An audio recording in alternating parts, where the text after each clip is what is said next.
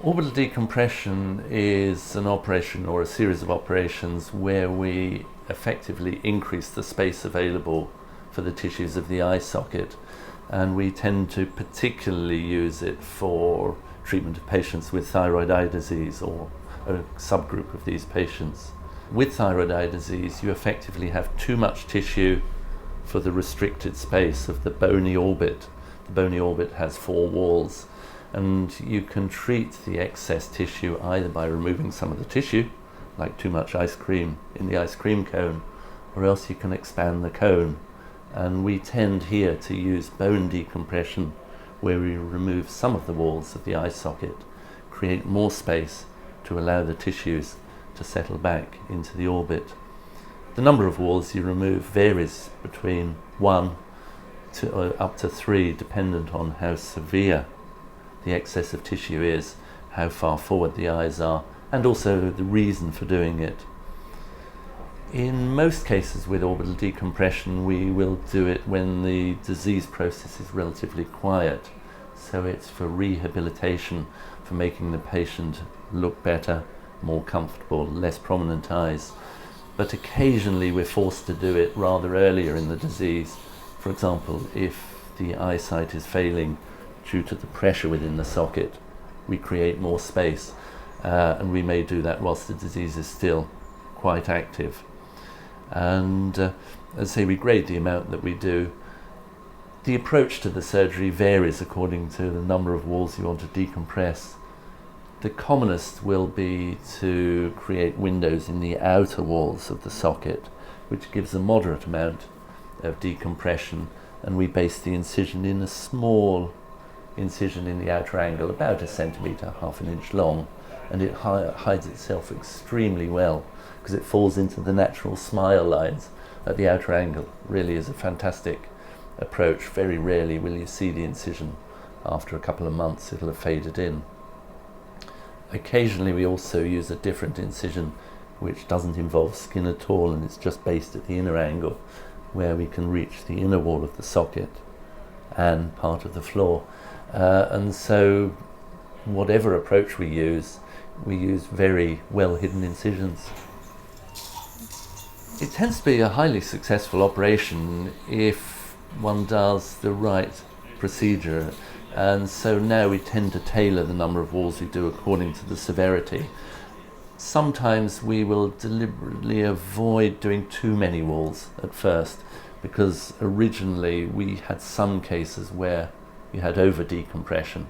The eye became slightly too sunken, and now rather than have that, we'll tend to do one wall first, the outer wall, and if one later decides you need to do the inner wall, it's not a major problem because the inner angle incision is so easy, and you can grade the amount, and the results tend to be extremely good with a very low complication rate. And how long does surgery last? In general, one is talking about an hour on each side for the surgery plus the anaesthetic time. And in practical terms, from the patient's point of view, they should think about it as a few hours surgery, one night in hospital generally afterwards, and then you have the sort of post-operative effects such as swelling, occasionally double vision and things like that, which naturally impair your things you do. But in real terms, it's 1 day out of circulation for the person. And can both eyes be operated on at the same time? We used to do one side at a time, but then patients said, can I not get it over and done with? And typically now, if a patient requires 2 sides done, we'll happily do it. We know that the instance of visual loss, which would probably be the one reason for doing one eye at a time, is so low that patients say, no please, I prefer one anaesthetic, have it done, get back to my life that has been put on hold by the thyroid eye disease. So typically we'll do 2 sides, but if the patient says, no, I really either don't want to be padded on both sides because of claustrophobia or something like that, then we'll happily do one side and schedule the second side maybe a week or 2 later, so we very much listen to what the patient would like. It is major surgery, and most are not significant risks that'll lead to a long-term problem. Let's say side effects typically are swelling. Infection is very rare, but could occur with any type of surgery, but really is very rare. It's less than 1%. Some complications would be irreversible. For example, if you lose vision. Now, it's very hard to estimate the risk of visual loss. We know that it's certainly less than 1 in 3,000 for a given eye, and therefore if you're doing 2 eyes, the chances of it occurring would be less than about 1 in 10 million for it to occur in 2 eyes. We've never known it to happen, but that's an estimated risk. It's certainly very, very low.